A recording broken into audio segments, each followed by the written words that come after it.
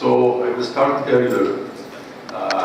1995, we have a shared vision that in the future, genetics and ART are going closer and closer, and probably the classic cycle of having the eggs and sperm together, having embryos and embryo transfer should be extended a little bit more. So we have embryo biopsy, and this embryo biopsy should be tested in order to choose the right sperm, the right egg before the transfer. And the vision at that time, and that this might improve the results, because we didn't know exactly whether it will do or not.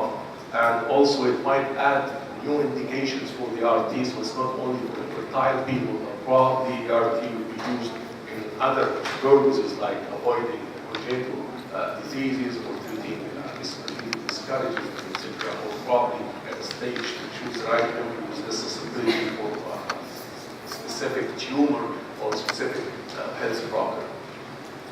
And the taking embryo biopsy, whether it's a blastomere in day 3 embryo or whether a trophic ectoderm biopsy from day 5 embryo is a common practice in many laboratories now. Back at that time, it was something new, and laser-assisted hatching, laser-assisted biopsy was something also new in the market. If you have the biopsy, then you have the privilege and the method to examine it in different ways. You might use the fish, you might use the Sanger sequencing or the next generation sequencing, which is the subject of today's presentations. This is an example of how we examine the embryo biopsy or the blastomere using the 5 probes, X and Y, at 13, 18, 21. As Professor Allen explained, there was a lot of discussion and debate about whether this could improve the pregnancy rate or not.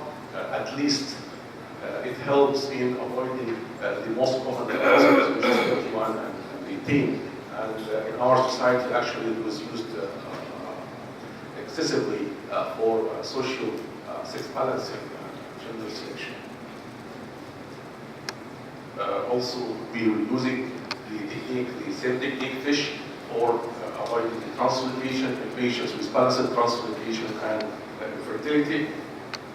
At later stage, we introduce the Sanger sequencing and start sequencing genes for monogenetic disorders.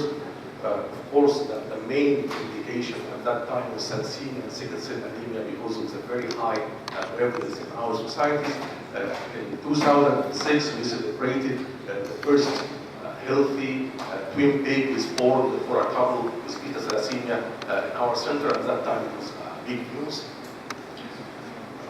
We expected at that time to have a big business that BGP and patient will flourish and we have plenty of patients. Unfortunately, it was not the case for any new technology. For many years, between 2001 probably until 2010 and 11, we still have 1 or 2 patients per month who's coming to accept the procedure. We did a lot of presentations, and we actually approached the clinical societies for thalassemia, blood diseases. We tried to offer the government and societies free trials for patients with thalassemia and sickle cell anemia. Still, we end up with very few patients, like I said, a year, probably 12 months, a year, then gradually decrease. In the last 3 or 4 years, actually, the progress in this field was tremendous. People accept the technology, physicians became more involved, whether they are gynecologists, whether they are hematologists, whether they are genetic counselors, and so now we are doing thousands of biopsy every year in the last 2 or 3 years. Coming to the next generation sequencing, because of the lack of acceptance of the procedures, we missed the stage of the microarray. We were lucky because we couldn't market the test. We saw that this is a technology which is not necessarily suitable for our culture. Probably people are not into it. So we were so reluctant to invest in the microarray. With increasing the number, it was time to catch up with the development, and that's why we introduced next generation sequencing to our lab to go through the BGS-24 and also for other applications like the non-invasive neonatal screening or the NEP, like the carrier screening for different congenital diseases and other indications for the proportions are listed for all the applications we are using. As I said, I will try to present a very early experience for our team with the BGS-24. In the first 2.5 months to 3 months, we have genetic lab received 208 plasmomeres coming out of 53 ICSI cycles. Most of the biopsies were day 3 biopsies, or 80% of the biopsies, and only less than 20% was coming from day 5 biopsy. The reason for that is that it is a logistic, it is what we are used for a very long time. Take biopsy day 3, come back day 5. We are receiving samples from Hobart, from Riyadh, from different areas around the kingdom. It allows time for transfer, transport. So logistics pushed us toward day 3, and we have it toward day 3 biopsy. We are working, hopefully, in the next meeting, we can see more numbers on day 5 biopsy as the trend will change. In the study group, this is the age distribution. As you can see, 50% of our patients are of age above the 41. That's probably because our clinician was slow to adopt the technique. Probably they would prefer to keep it for those patients who are rather difficult, who are known, have a lot of comorbidities. Patients above the age of 42, 43 typically would have more than 80% of their embryos aneuploid. That's why when we offer our doctors that technique, they'll probably go to the comfort zone where they feel they are helping patients. We expect that by their growing confidence and the trust in the process and the techniques, we will get more and more involved younger patients. Lucky enough, still we have about 20% of the patients younger than 35 years old. These are the patients who either have combined indication, people who are coming from sickle cell anemia, and still we are running 24 chromosomes for them. Or patients who are having repeated miscarriage, repeated failure, repeated cycles.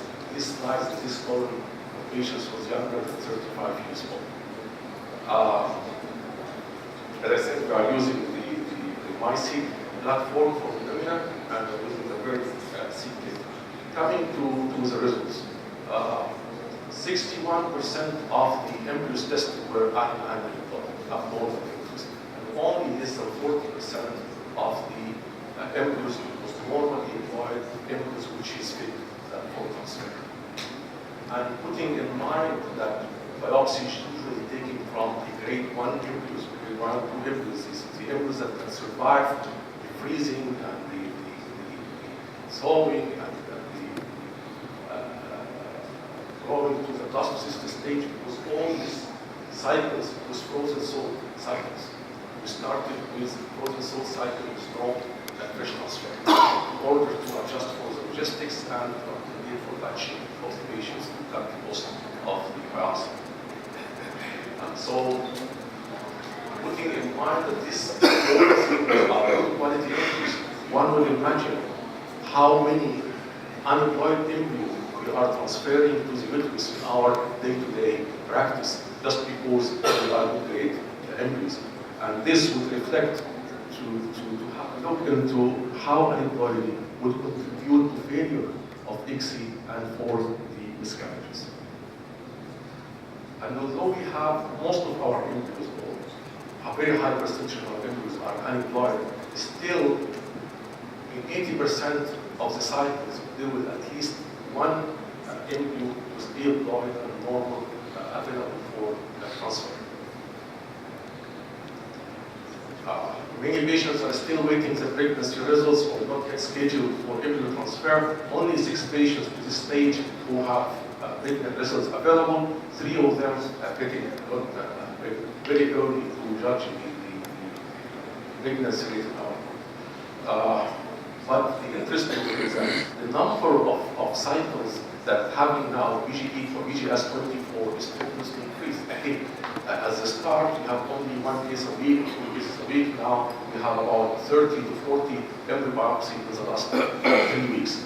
So hopefully in the next month, by March 2016, we'll be able to start next day results and fresh embryo transfer, which is preferred by too many of our patients.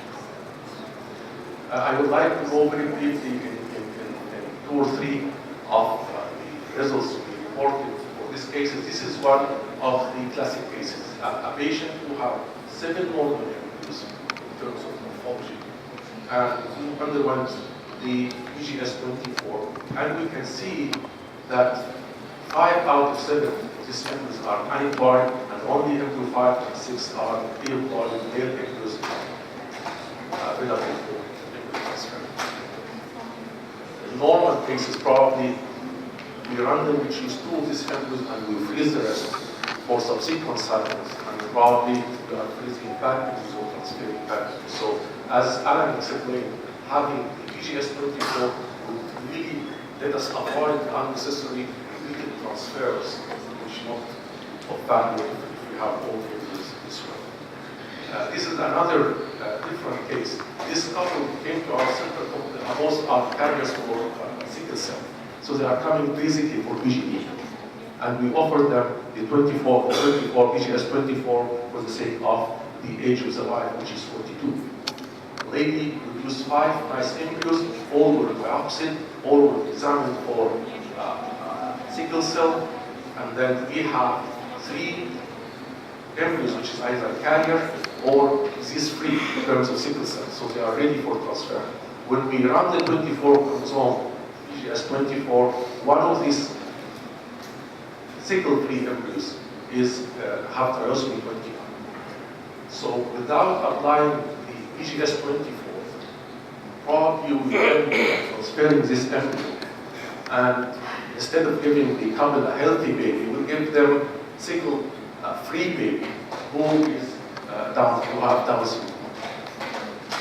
So probably the BGS24 is adding extra layer of protection, extra layer of selection to the couple.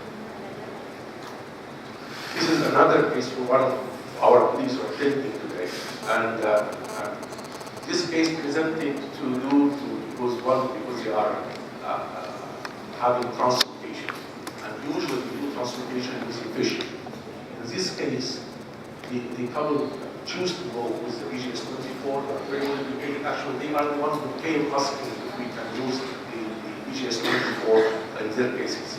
And we can see they have 10 embryos. 6 of them have the translocation, which is normal presentation, and 4 embryos have no translocation. So by fish, we will consider these 4 embryos as transferable. When we apply the BGS24, we can see that 2 embryos are aneuploid. One of them have the required in chromosome 10, probably it's not like this life, so she will not get anymore. And again, they have the other one is Turner syndrome, 45 weeks old. So again, these patients are infertile, they are coming to see the best medical care, probably we do the fish for them to help them to get patients. We will assure them that we get the right embryo, which is disease-free, which have no translocation, and we are replacing completely wrong embryos depending in a diseased child in a different way. So again, BGS24 is different indication that proved to add a new layer of protection to patient. This was my last slide, but I cannot close before inviting you all to utilize the service and try to serve your patients. So that is open for all of you to utilize all the services. And I would like to thank my colleagues in the IBEF lab, the General lab, Dr. is the lab director, Muhammad, and all the senior technicians, and Anas is the lab IBEF specialist, together with Hala and all the other staff and our technicians. We are pushing them very hard. Since they are not happy with the start, but hopefully work together and reach something that can show the population. Thank you very much.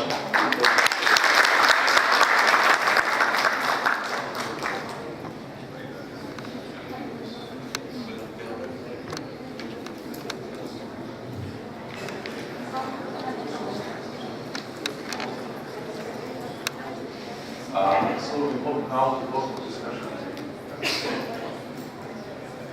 Just my question to Mr. Anas. When will you start blood cyst biopsy?